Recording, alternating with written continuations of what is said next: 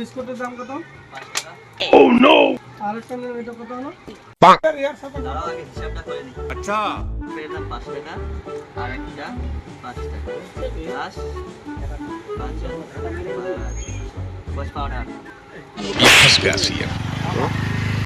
একটা নেব, একটা রেখে দিলাম। কত হলো? একটা হিসাব করি। 5 মাইনাস তাহলে হলো তোমার 0 50 টাকা। থাক, আমি এটাও নিব না, আমার গন্ডগোল লাগতেছে। দাও তাহলে হিসাবটা করে নিই। কত হলো? মাইনাস 5 তাহলে হলো তোমার 45 টাকা।